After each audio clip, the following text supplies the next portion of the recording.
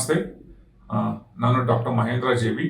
ನಾನು ರಾಮಯ್ಯ ಮೆಮೋರಿಯಲ್ ಹಾಸ್ಪಿಟಲಲ್ಲಿ ನರರೋಗ ತಜ್ಞದ ವಿಭಾಗದ ಮುಖ್ಯಸ್ಥನಾಗಿ ಕೆಲಸ ಮಾಡುತ್ತಿದ್ದೇನೆ. ಇಂದಿನ ವಿಷಯ ನಾರ್ಮಲ್ ಬ್ರೈನ್ ಏಜಿಂಗ್ ಮತ್ತು ಅಬ್ನಾರ್ಮಲ್ ಬ್ರೈನ್ ಏಜಿಂಗ್, ಇದರ ವ್ಯತ್ಯಾಸವೇನು?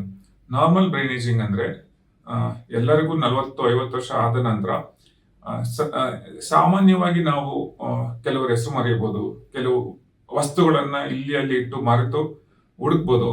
ಆದ್ರೆ 10-15 ನಿಮಿಷದ ನಂತರ ನಮ್ಗೆ ನೆನಪಾಗುತ್ತೆ ಏನಿರ್ಬೋದು ಅಂತ. ಅದ್ರ ಬಗ್ಗೆ ಆತಂಕ ಪಡುವಂಥದ್ದಿಲ್ಲ. ಇದು ಎಲ್ಲರಿಗೂ ಆಗ್ಬೋದು.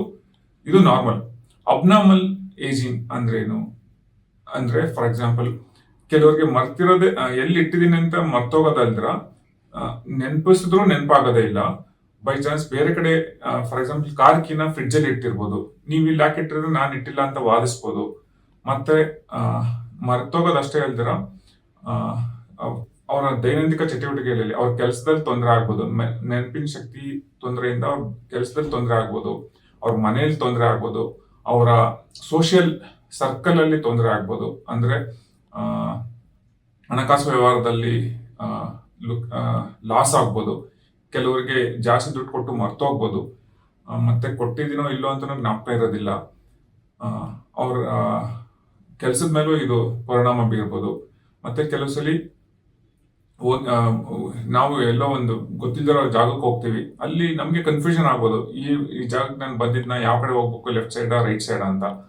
ಆದ್ರೆ ದಿನ ಓಡಾಡೋ ಏರಿಯಾದಲ್ಲೇನೆ ನಮ್ಗೆ ಕನ್ಫ್ಯೂಷನ್ ಆದ್ರೆ, ಎಲ್ಲಿ ಯಾವ ಏರಿಯಾದಲ್ಲಿ ಇದು ಬಂದಿದೀವಿ ಅಂತ ನಮ್ಗೆ ಸಡನ್ ಆಗಿ ಯಾವ ಕಡೆ ನಮ್ಮ ಮನೆ ಇದೆ ಅಂತ ಗೊತ್ತಾಗ್ಲಿಲ್ಲ ಅಂತಂದ್ರೆ ಅದು ಅಬ್ನಾರ್ಮಲ್, ಅದು ರೆಡ್ ಸಿಗ್ನಲ್ ಅಂತ ಅನ್ಕೋತೀವಿ. ಮತ್ತೆ ನಮ್ಮ behavioural change, patient behaviour change ಆದ್ರೆ, ಕೋಪ ಬರ್ತಿದ್ರೆ, ಸಡನ್ ಆಗಿ ಎಲ್ಲರ ಮೇಲೆ ರೇಗಾಡೋದು, ನೆನಪಾಗ್ತಿಲ್ಲ ಅಂತ ಹೇಳಿ ಬಿಹೇವಿಯರಲ್ ಚೇಂಜ್ ಆಗೋದಿರ್ಬೋದು, ನಿದ್ದೆ ಡಿಸ್ಟರ್ಬೆನ್ಸ್ ಆಗೋದಿರ್ಬೋದು, ಅವರ ಪರ್ಸನಲ್ ಹೈಜೀನ್ ಅಂದ್ರೆ ಸರಿಯಾಗಿ ಅವ್ರ ಪರ್ಸನಲ್ ಹೈಜೀನ್ ಡೈಲಿ ಶೇವ್ ಮಾಡದೇ ಇರ್ಬೋದು, ಡೈಲಿ ಸ್ನಾನ ಮಾಡದೇ ಇರ್ಬೋದು, ಹೇಳಿದ್ರು ಮಾಡದೆ ಅವರ ಕೆಲಸ ಅವ್ರು ಮಾಡ್ಕೊಂಡೇ ಇಲ್ಲ ಅಂದ್ರೆ, ಅವ್ರು ಎಲ್ಲದಕ್ಕೂ ಡಿಪೆಂಡೆಂಟ್ ಆಗಿದ್ರೆ, ಅಂದ್ರೆ ಅವರ ದೈನಂದಿನ ಆಕ್ಟಿವಿಟಿ, ಊಟ ತಿಂಡಿ ಮಾಡೋದ್ರಿಂದ ಹಿಡಿದು ಅಡಿಗೆ ಮಾಡೋದ್ರಿಂದ ಹಿಡಿದು ಅವರೆಲ್ಲದಕ್ಕೂ ಡಿಪೆಂಡ್ ಆಗಿದ್ರೆ, ಇದನ್ನ ನಾವು ಅಬ್ನಾರ್ಮಲ್ ಬ್ರೈನ್ ಏಜಿಂಗ್ ಅಂತ ಹೇಳ್ತೀವಿ.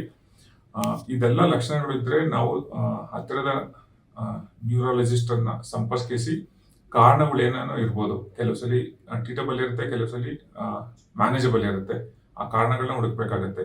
ಆದ್ರೂ ನಾವು ಹೇಗೆ ನಮ್ಮ ಬ್ರೈನ್ ಏಜಿಂಗ್ ನ ನಾರ್ಮಲಿ ಪ್ರಿವೆಂಟ್ ಮಾಡ್ಬೋದು? ಪ್ರಿವೆಂಟ್ ಅಂತ ಅನ್ನೋದು ನಾಟ್ ಎ ಗುಡ್ ವರ್ಡ್, ಯಾಕಂದ್ರೆ ಎಲ್ಲರೂ ಏಜ್ ಆಗೇ ಆಗ್ತೀವಿ. How to age better? Best thing ಅಂದ್ರೆ ವ್ಯಾಯಾಮ, ದೈನಂದಿನ ವ್ಯಾಯಾಮ, ದೈನಂದಿನ ಯೋಗಾಭ್ಯಾಸ, ಮೆಡಿಟೇಷನ್, ಒಳ್ಳೆ ಆಹಾರ ಸೇವಿಕೆ, ನಿಮ್ಗೆ BP ಶುಗರ್ ಏನಾದ್ರು ಇದ್ರೆ BP ಮತ್ತು ಶುಗರ್ನ ಕಂಟ್ರೋಲ್ ಮಾಡೋದಿರ್ಬೋದು, ಧೂಮಪಾನ ಮಾಡದೇ ಇರೋದು, ಮದ್ಯಪಾನ ಮಾಡದೇ ಇರೋದು, ನಿದ್ದೆ ಟೈಮ್ ಕರೆಕ್ಟಾಗಿ ನಿದ್ದೆ ಮಾಡುವಂಥದ್ದು, ಮತ್ತೆ ಆದಷ್ಟು ಸ್ಟ್ರೆಸ್ ಅಂದ್ರೆ ಟೆನ್ಷನ್ ತಗೊಂಡೆ ಜೀವನ ನಡೆಸೋದ್ರಿಂದ ಜನಗಳ ಜೊತೆ ಬೆರೆಯೋದು. ಮೋಸ್ಟ್ ಇಂಪಾರ್ಟೆಂಟ್ ಅಂದ್ರೆ ಸೋಷಿಯಲ್ ಸರ್ಕಲ್, ನಮ್ಮ ಸೋಷಿಯಲ್ ಸರ್ಕಲ್, ನಮ್ಮ ಫ್ಯಾಮಿಲಿ ಸರ್ಕಲ್, ಜನರ ಜೊತೆ ಬೆರೆತು ಮಾತಾಡ್ಕೊಂಡು ನಗ್ನಗ್ತಾ ಇರೋದ್ರಿಂದ ನಮ್ಮ ಬ್ರೈನ್ ಏಜಿಂಗ್ ಅನ್ನ ನಾವು ಹೆಲ್ದಿಯಾಗಿ ಪ್ರಮೋಟ್ ಮಾಡ್ಬೋದು. Thank you. ಆರೋಗ್ಯ ಮಾಹಿತಿಯ ಇಂಥ ಮತ್ತಷ್ಟು ವಿಡಿಯೋಗಳಿಗಾಗಿ Vishwavani health YouTube channel subscribe ಮಾಡಿ.